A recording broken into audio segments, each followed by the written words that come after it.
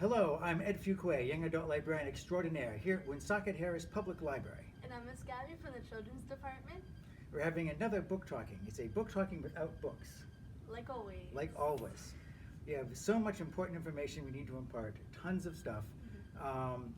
Want to have a story ripped from today's headlines. I want to talk about vaccines. Okay. Vaccines are a big issue Yeah. in our society in general. Very controversial. Yeah, well, I know I had a conversation with you about vaccines not that long ago. Yeah. And I was upset to discover that schools these days don't really teach a lot about vaccines. That's awful because they're so important to our society, and it's no wonder there's so much misinformation out there. So as a librarian, I will attempt to dispel some of the mysterious clouds that surround vaccinations. Throw them at me, Ed. Yeah. First of all, the history of vaccines. Okay. Vaccines go back a long way. How long? Well, first of all, you have to be aware of disease. Right now, it's very unusual to have a pandemic. Certainly in America, it's unusual. Yeah. However, in the entirety of human history, people have always lived with horrible diseases. Smallpox used to kill 5 million people a year. Wow. Yeah, measles would kill 135 million worldwide. A year? Yeah, and there's places in the world where smallpox and measles are still prevalent. Oh my gosh. In the Middle Ages, when the bubonic plague struck Europe, it killed 25 million people, which at that time was 1/3 of the entire population of Europe. Oh my god. Yeah, 1/3 of everyone in Europe just died in the Middle Ages. Oh my god. So until relatively modern times, everyone's grown up with the idea that you could catch a disease at any time and die. That was how humans lived. Yeah, that's just what they knew. Exactly, that was how it was, and no one thought it could ever be any different. Yeah. Now the last big disease we had strike America was Spanish flu. That arrived in 1918. Wow. It came at the tail end of World War I. In fact, it pretty much ended World War I. And more people died because of the flu than died in several years of fighting the First World War. Yeah. In America, 675,000 people died. Actually, 675,000 total. In America, 252,000 died. Oh my god. It was bad. Yeah. But at the time of the Spanish flu, we already knew about germs, although viruses were still slightly fuzzy. The virus theory hadn't really been invented yet, but at least understood what germs was. So most of human history, we didn't know what germs was, so they couldn't possibly imagine what could be causing all these illnesses. And you said this was 1918? Yeah, 1918 was the Spanish flu. That was the last serious thing. We knew about germs then, but not viruses. Yeah, and I bet that back then they didn't have the stuff that we have today, I guess, to prevent it. Exactly. Yeah, they had basically nothing. They used to have a technique they would use back in the old days to protect themselves from diseases. Okay. It was called variolation. What's that? Variolation is a very primitive version of a vaccine, where because they had no hypodermic needles, so they would literally cut a gash in someone, usually in their arm, and they would put in active germs, or they didn't know what germs were. They would bleed off some of the pus from someone who was sick with something and put it into an open wound and then wrap it up with a bandage. Ugh. Yeah. It was a horrible, primitive method. However, if you lived through it, you wouldn't get that disease. Wow. But if anything, I feel like you would have died from an infection. Exactly. They had no idea what germs were, so the possibility of infection was very high. But when it worked really well. So you had the chance of a slight risk of dying from infection or a much major risk of dying from, this horrible, deadly disease Yeah. that at that time there was no cure for. In 1707, Lady Montagu was the wife of an ambassador in Constantinople, Yeah. and saw them doing this to all of the wealthy nobles in Constantinople, and they swore they would protect from diseases. Wow. So she brought it back to England rather, and convinced the entire royal family to receive this treatment Oh my gosh. to protect themselves from smallpox. Yeah, Did it work? it worked. Okay. Yeah. Scientists didn't understand why it worked, because again, germs hadn't been discovered yet. But it was well enough known that many famous people would take this. Catherine the Great, the Empress of Russia, Wow. took that treatment. So did John Adams here in the American colonies. Oh, really? Yeah. In fact, they were so worried about smallpox striking America because they'd already lost like one fort to the British because literally half the soldiers became stricken with smallpox and couldn't defend themselves. Wow. Yeah.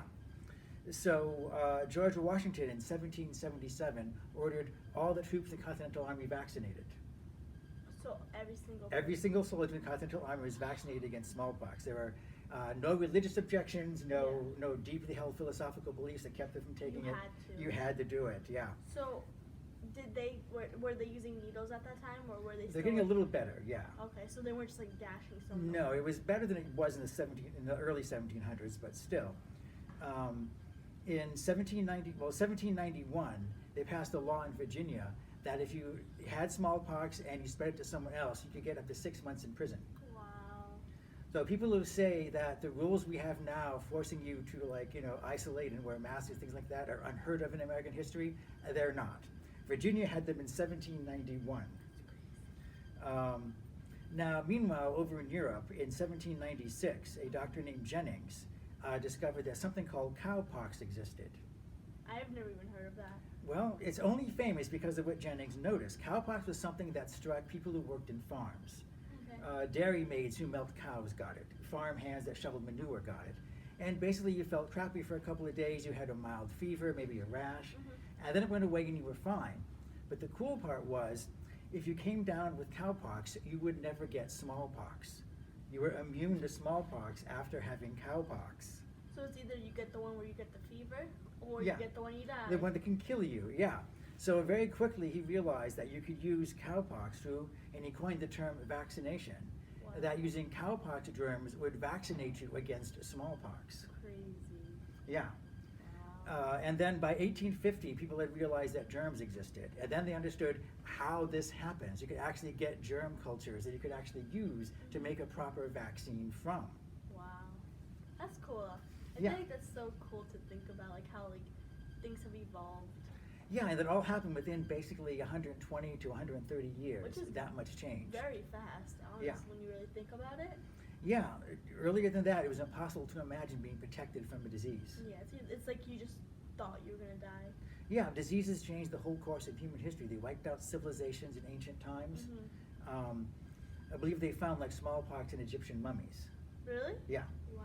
So disease has been with the human race forever, and only in modern times have we found a way around that. The problem is we're a victim of our own success. Since you never see somebody dropping on the street from a deadly disease in your everyday life. Yeah. People have come to believe that it couldn't happen. Yeah. But of course it can. There's still deadly diseases out there. We have to protect ourselves. Like right now. Yeah. Well, the way vaccines work, I know I explained this to you once off camera. Yeah. A vaccine contains a weak or inactive version of a disease. And you give it to someone to prompt an immune response. Because you have antibodies that can fight off disease really well, but they have to know what disease is before they can defend against it. So the very first time you get something, your body doesn't know how to handle it. But if you have a vaccine, that will kickstart your immune system, so get your body ready for when an active version or a real version of the disease comes along, you will already have the antibodies to protect yourself. A vaccine should be just powerful enough to annoy your immune system. Now, this is the simplest version of a vaccine. They found different ways of doing things like that, but that's basically what it is. The vaccines haven't changed that much since Jennings' time. They also have something called herd immunity that you might have heard of. No. You haven't heard of herd immunity? No. All right. Herd immunity is when if enough people are vaccinated against something, that disease can't spread from one person to another. Oh, really? So once a population reaches a certain amount of vaccination, and then the disease pretty much vanishes. Wow. Some diseases have disappeared completely. That's awesome. But to get herd immunity, you have to have as 80 or sometimes as high as 90% of the population has to be protected against it. Now that also works if enough people get the disease that everybody who's susceptible to it, has already had it. Yeah. And that you can achieve herd immunity by letting people simply die until everybody who's susceptible dies or gets the disease and comes out of it with antibodies to protect them. Yeah. But the problem with that is there's a really high death rate. Since we had no vaccine for the Spanish flu back in 1918, it just killed people until eventually it ran its course. I know. People just died, and there was nothing anybody could do. So, like right now in our world, smallpox is considered to be eradicated. Mhm. No one suffers from smallpox. Measles was on the verge of disappearing. There could have been a time when we could say measles would be gone forever. However, that time has passed. Yeah. There's parts of the world that where vaccines haven't been spread around, and measles is still popular there. Not popular. Measles is still spreading in those parts of the world, and we live in an age where there's a lot of travel, much more so than 200 years ago. Yeah. People jump on planes, can fly all the way around the world, so diseases can spread much, much faster today than they ever could in the past. Like last year, 140,000 people came down with measles, a disease that could have been cured. I hate that though. Like the fact that like literally just going on a vacation can cause like Yeah. a whole other part of the world to have, you know? Yeah. Yeah, Ebola spread like that. Before people knew exactly how fast it was spreading, people were leaving Africa and they came to America and had to be quarantined here in America.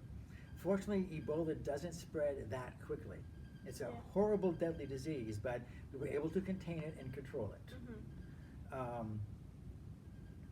I know. I remember when that first like broke out, everyone was just like going crazy. Yeah. Because they've never heard anything about that.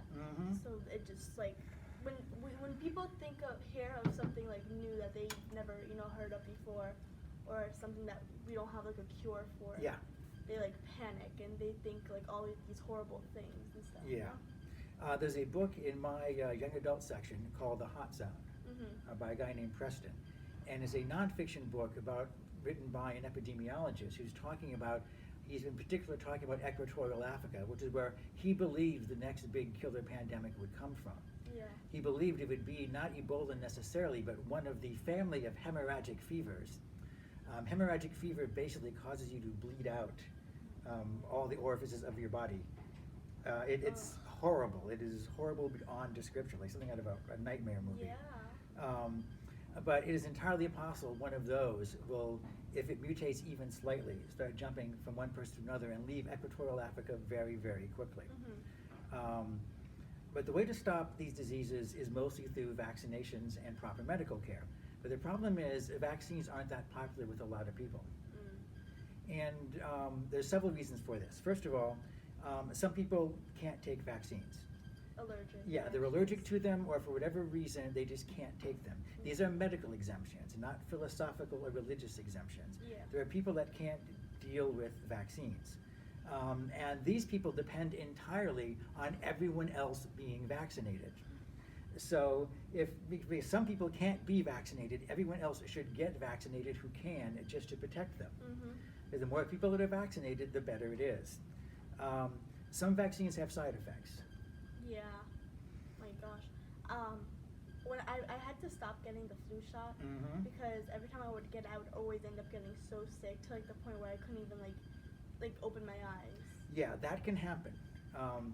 Generally speaking, side effects should be much easier to deal with than actually getting the disease.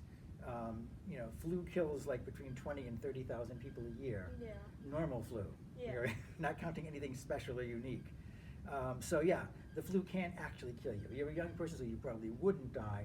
But if you got the flu, you could spread it to an elderly person. Which could and kill that would them. put their life in jeopardy. Yeah. So people are worried about the side effects. Traditionally, serious side effects are less than 1%. But minor side effects can and do happen because you are getting an inert or weak version of a disease injected into your body. And your body is kicking into high gear to deal with that. And so when your body's immune system starts to work overtime, you have things like you feel tired, a fatigue sets in, you may get a slight fever, that kind of thing. Yeah. I got the flu vaccine a while ago, and the guy said, you may have a fever for a couple of days, but do not panic. So like, it turns out I was fine. But yeah, we have to protect ourselves as much as possible. For most people, side effects will not be that bad. Also, vaccines can wear off. If you are vaccinated and after a certain amount of time, your body will forget that it knows how to defend against a disease. So doctors recommend booster shots, but traditionally, even if you get someone to show up for one vaccine, showing up for the second vaccine is really tough. Yeah, especially now, like those needles are big Mhm. for it, and if you have like a fear of needles, no one wants to do that. Yeah, it is tough. But if your doctor recommends a booster, like if you were traveling abroad to some Yeah. country, they would probably recommend you go back and get boosters on most of the things you've already gotten when you were a little kid. Mhm. It was a long time ago since you were a little kid. Yeah, definitely. Yeah, and the way diseases spread these days, you can't be too careful. So if the doctor recommends a booster for your vaccine, do it. Also, vaccines are scientific, not magical. There's absolutely no 100% guarantee they will always work. There's just no way to tell. It's just a good precaution. Just Yeah, in it's a case. precaution. It is the best thing that we can do. Mhm. The other thing is diseases can mutate. Germs are living things. They change, they grow, they evolve. Yeah. And viruses are similar, except even creepier. Yeah. Yeah, viruses in some ways aren't living things. They're mostly just packets of like RNA Mhm. that enter into your cells and start reproducing more copies of themselves. Yeah. But they still will alter and change exposed to the environment. Mhm. So because of that, a vaccine that works one day, sometime in the future, might not be effective anymore. Mhm. There's a reason why you have to get the flu shot every Every single year. Because the flu that you get one year isn't the same flu you get the next year. It feels the same to you. You get the same runny nose and fever, and you feel like crap for a couple of days. But it's actually a totally different version of influenza because it changes constantly. Mhm. There's a whole family of influenza diseases, and doctors have to guess which one is going to hit this year. Yeah. Sometimes they guess wrong. Sometimes they guess the totally wrong vaccine to give out to people. And that can be kind of disastrous. There was one year where they were so uncertain which one was actually going to hit. They made up a vaccine that was like half one influenza and the other half a different kind of influenza, Mhm. just to try to cover their bases. But that meant that there wasn't quite the same amount as you would have gotten in another year where the signs were easier to read. Now, people who are nervous about vaccines. For one thing, people say, well, I'd rather like come down with the disease and develop my own antibodies because they want a natural form of healing under the belief that natural healing is better. And in a way, they're right. So if you like natural healing, get a vaccine. Because all the vaccine does is tell your body how to deal with the disease. Yeah. Getting a vaccine is the most natural form of healing you can possibly do. It literally instructs your body on the exact way to naturally deal with the disease when it comes along. Mhm. It's not like it's like shooting like some type of like chemical. Like, Yeah, it's not some weird foreign No. chemical. The only foreign chemicals that are put into a vaccine are things that are there to either like boost them and make them more powerful, or to preserve them to keep them from going bad, and that Yeah. kind of thing. Yeah. The Center for Disease Control has a rundown of every single thing that exists, even in microscopic amounts, in every single vaccine that they recommend, and it tells you exactly what trace amounts of this thing exists and what it does and why it's in the vaccine. Yeah.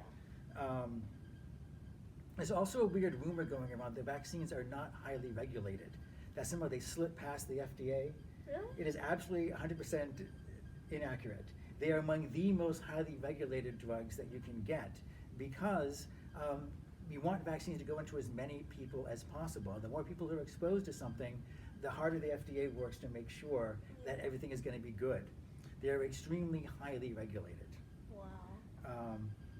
But you can't talk about vaccines for very long, unfortunately, without mentioning autism. What do you know about autism? Not like the scientific part about it, but I know that there's like different spectrums of it, because there's people I've personally like known that have had autism, but I've never like known like the background of it. Yeah, autism is something that it's, again, you can easily do a whole like episode on autism, several Yeah. episodes. It is a large field. It's a highly complicated mental condition, which has only been diagnosed in relatively recent years. When I was a Yeah. kid, no one had ever heard of autism. And then I started hearing about it like in the 80s or 90s. Mhm. And then it was something that only applied to a tiny fraction of people. Yeah. And then things began to change, beginning in the 90s and then finally ending in the early 2000s. The definition of who is and isn't autistic began to alter tremendously. Mhm. They literally changed the definition of autism. Yeah.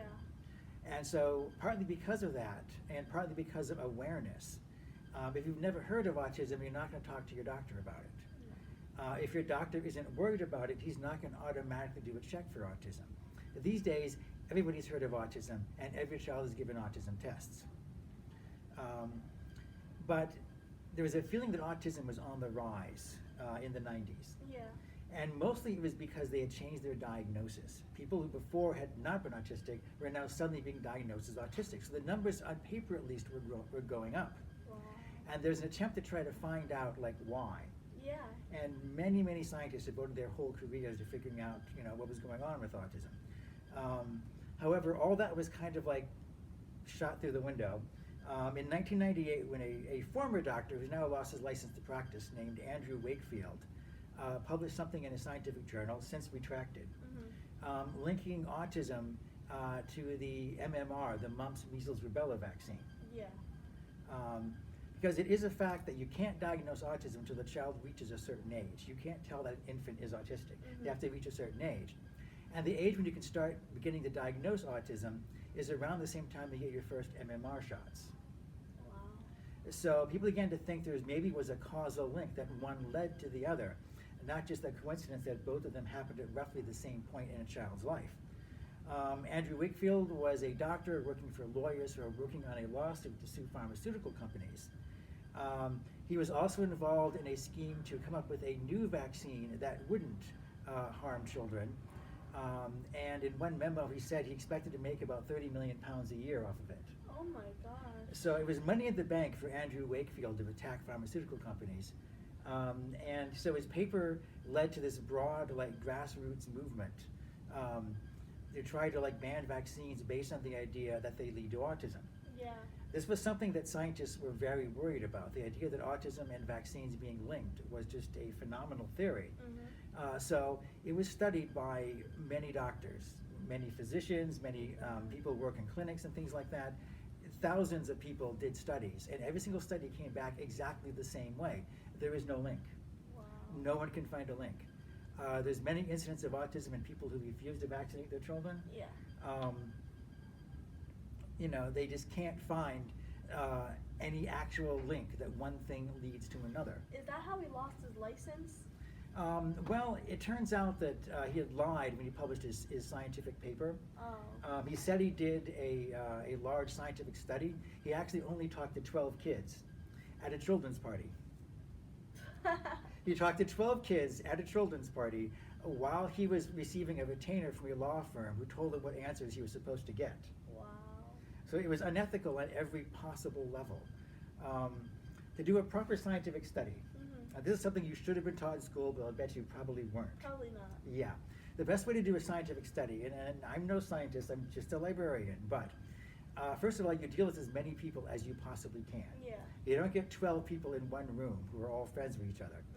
You get hopefully hundreds of people, thousands if you can. From different Yeah, areas. from all different walks of life, all different age groups, and you have something that you're testing. So you separate these people that you've gotten, these large groups, into two different things. And if you have, let's say, a drug that you're testing, Yeah. you give it to one group of people, and the other group you give a placebo to, water, for instance. Yeah. And you try to make it a double-blind test so that no one, including the person doing the injections, actually knows which one is real and which one is water. And then you compare the results of how many people who got this were affected by it, how many people who had water were affected. Yeah. And then you compare the results. So Wakefield didn't do any of that. He literally didn't follow a single one of the standard ways of conducting a scientific test. Yeah. But on the basis of that incredibly flimsy imaginary evidence, this huge movement started, which thousands of people are now passionately devoted to, trying to ban vaccines. There's a lot of autism support groups that sprang up, and many of them got swept up into this. There was a model who had worked for Playboy named Jenny McCarthy, who became a famous spokesperson for autism awareness. She has a child who's autistic. She blamed it on vaccines. The child is now apparently cured. So I didn't know you can get cured of autism. well, that's the funny thing. Autism is something that they're still studying. Okay. Okay. They're changing the definition of autism all the time. Yeah. Like for instance, when I started at this library, I knew several of the patrons here who had Asperger's syndrome. Uh-huh. Ever heard of that? Yeah, Asperger's, yes.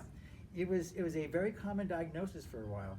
And then I noticed they all disappeared, and some of the same kids were saying they were now autistic because they had altered the definition of autism to cover Asperger's. That's now only one part of the vast autism spectrum. I knew this one kid that had Asperger's in my class. He was the smartest kid I've ever met in my life. He was like so good with dates that he could like memorize like the date and like the day of the week it was when you were born, and he wouldn't even have to look it up. It was the craziest thing I've ever seen in my life. It kind of hurts the diagnosis of autism that it covers such a broad range of things. Yeah. At the same time, people who are entirely nonverbal, who can't speak at all, are also autistic. Wow. The disease covers such a big spectrum. Yeah. And so because they're constantly changing the way you approach it, and now more and more doctors are working with autistic kids, through therapy, you can actually get them to lose some of their traits that make them register on the autism scale. That's good. So technically they're cured. The actual way their brain functions hasn't changed. Since they still don't know what causes it, they can't technically cure it. Yeah, right. But at least it's getting better though. Yeah. So that's good. Yeah.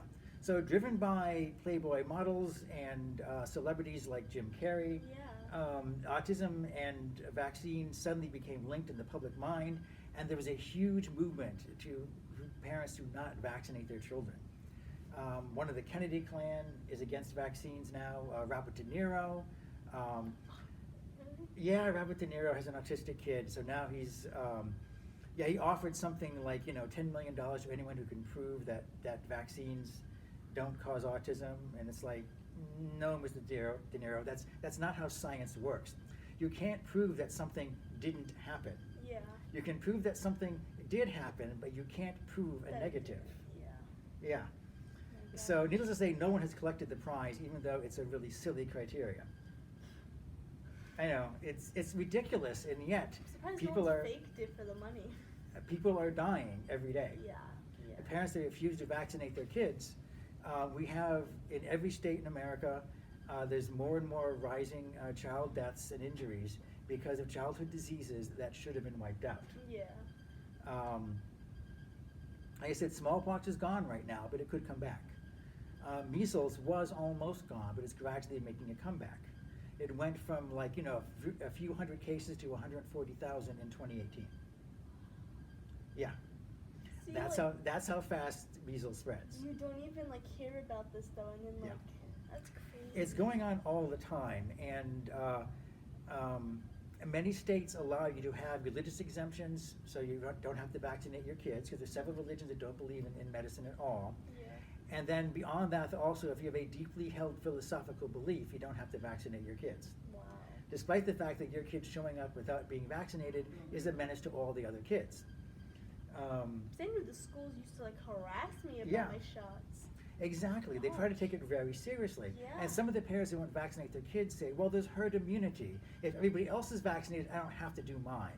The problem is when thousands and thousands of parents say the exact same thing, that means thousands and thousands of kids are now not vaccinated. And guess what happens to herd immunity? It vanishes. They'll hunt you down. They'll kick you out of school if you don't have your shots. Good. That's how they should be doing it. That is exactly what they should be doing. I remember they used to always have flu shot days at school. Back in elementary school, they would always have the days where you can go in and get them. They took it seriously before. Yeah. Yeah, they need to take it seriously because so many people, unfortunately, in this world, and it's not just America, it's the entire world. There's this huge global movement somehow against vaccines. The vaccines may have saved more lives than any other scientific invention in human history. Literally hundreds of millions of lives were saved because of vaccines. So the idea that people willingly want to turn their backs on that, go back to the way people were living back in the Dark Ages when you just got sick and died, is exactly what they're demanding. And as a civilization, humanity really can't afford to do that at this juncture. We have enough trouble with everything else that's going on in the world without having to destroy ourselves with deadly diseases. My gosh. Yeah. They're not fun topics. The world is I don't know. I feel like you never realize how scary it is out there until Yeah. you really look into it. Like I'm scared to even walk outside at this point with all the videos I've done with you. Oh, I'm sorry. I don't mean to scare you. No, I'm old and jaded, so I accept the fact that the world is miserable and we're all going to die. You've opened my eyes. You've opened my eyes to like things I've never known about, and it makes me more aware of things. There is a feeling that young people Mhm. shouldn't be taught how bad the world can be sometimes. Yeah. That you should protect young people and shelter them. I'm not sure if that's really true or not. No, because when we get older, Yeah. say to like my age, going Yeah. into adulthood, then we know nothing, and then we finally like say we move out or like we Yeah. start our own lives. We never realize what actually is going to Yeah, come. you have to be prepared to deal with the Yeah. world that you're moving into. Yeah. And you're old enough to vote now. Issues like global warming and things like that require having some idea of how science works, how the world works. Mhm. So I feel schools should be getting kids ready for the kind of world they're going to be living in, guaranteed. It's not a theory, it is a fact. This is the Yeah. world that you're going into. Yeah. Crazy. Yep. Oh my gosh. Like I said, vaccines are out there, and for the most part, they're good. All Yeah. the issues with vaccines are minor Yeah. compared to dying from a horrible disease. Mhm. Yeah. No, I wish I could get the flu shot, but last time I did, I got. If your doctor says no, then Then no. yeah, I just stay really safe. yeah. Yeah. When it's flu season, I'm always safe. I have hand sanitizer in like every Oh, yeah. facility I'm in. It's Yeah. but in the crisis that we're in right now, you see how hard it is to be 100% safe. Oh my You God. can never be 100% safe. Oh my. But we both know someone who, because she's allergic to eggs and these are incubated in eggs, She can't get she the can flu never take the shot. Yeah. So we have to protect her by taking care of ourselves as best we can. Mhm. Yeah, I know, and I would like hurt myself if I like got that person sick. And that would be awful. Yeah. Yeah, so get vaccinated, get your kids vaccinated, definitely. Yeah. Do it for yourself, do Stay it for safe. everybody else in the world. Yeah. Definitely. All right, so we can move on to another equally depressing topic next time. Yay! All right, until then, this has been Book Talking. I have been Ed, And I was Miss Gabby. and I'll see you next time. And like Gabby says, be safe. Bye.